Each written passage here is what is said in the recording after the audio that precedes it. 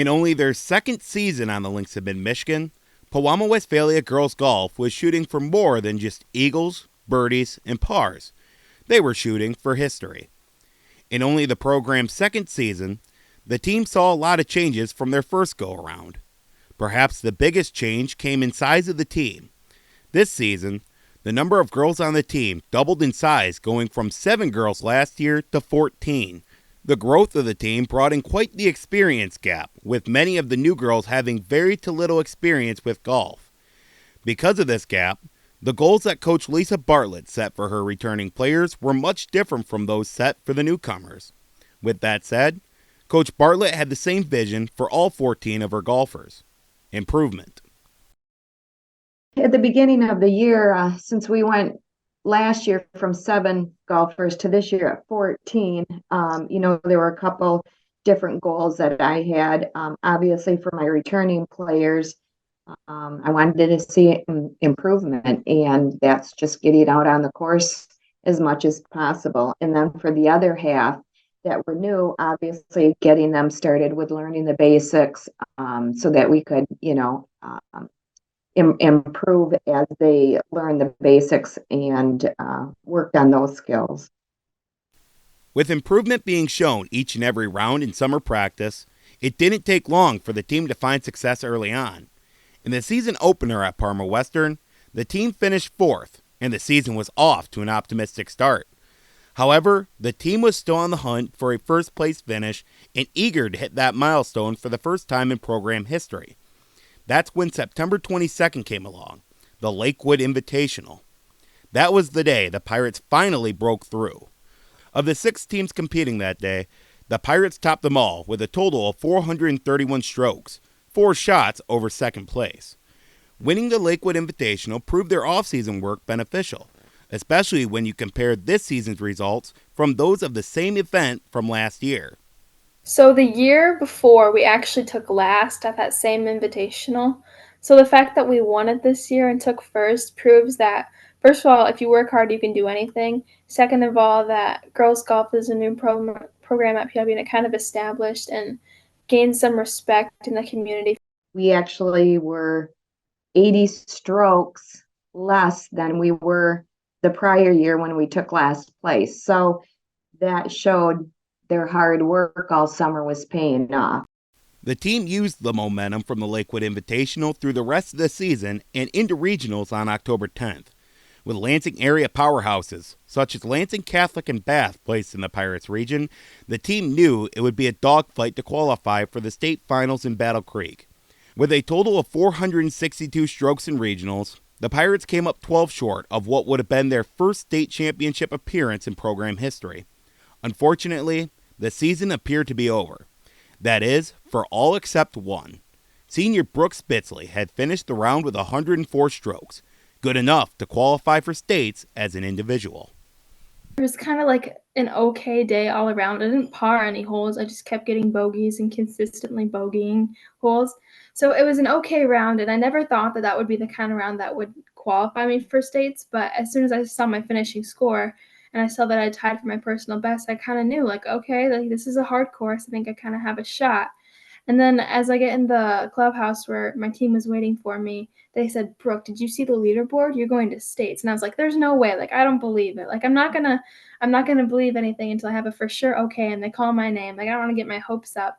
And then they called my name when they were announcing the individuals, and I felt like really happy. I kind of felt like, okay, like I actually did this. But I was also really scared because going to states by yourself and golfing against all these girls without your team is really kind of scary, and 36 holes is a lot. So I felt kind of scared and excited.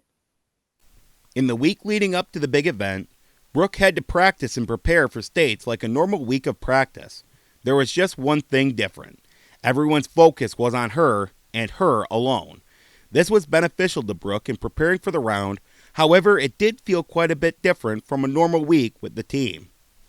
My teammates had, completed their season at regionals, so it was me out on the course by myself, and we were playing different courses and doing my practice round at the actual golf course that States was going to be at. So it was actually the opposite of a normal week of practice. It was kind of me on my own and really just preparing for that big meet.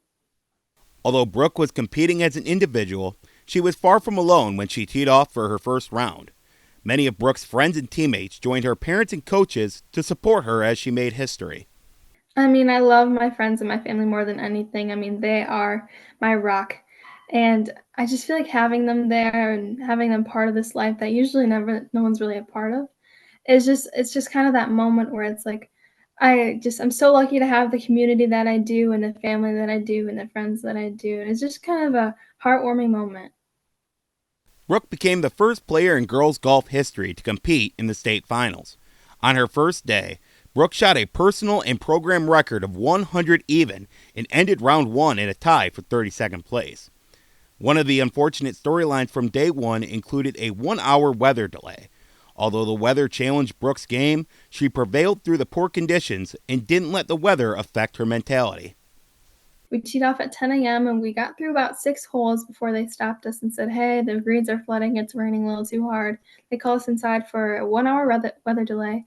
And then we had to back out and we finished our game. And yeah, it was definitely flooded. I would tee off and my drives would hit the fairway and there'd be a huge splash and they'd just sit right there and you lose all the yardage. But other than that, it was a really good day. It was a really solid round. I parred a few holes and it was a really great atmosphere. There were a lot of people there and it was just really fun. There were a lot of nice girls. In round two the following day, Brooke shot a 109, placing her in a tie for 47th with 209 total strokes. Overall, Brooke had a wonderful state finals experience, but she admits that 36 holes of golf against the best in the state can lead to an exhausting weekend. It was mentally exhausting because I had played 18 holes the day before. So coming in and playing another 18 the day after in an atmosphere like that, I was very tired mentally. Of all the shots that Brooke took over the weekend, there was a clear-cut favorite. On day one, Brooke hit a chip-in for par on hole 15. That was the moment she took a step back and realized she had just made a huge memory on the biggest stage she had ever played on. I guess it was just kind of like an moment where you don't really realize what you're doing until you've done it. And I guess it's just that chip in made me realize, like, wow, I'm at states. I'm at golf states. You know, it's kind of thing that you dream of.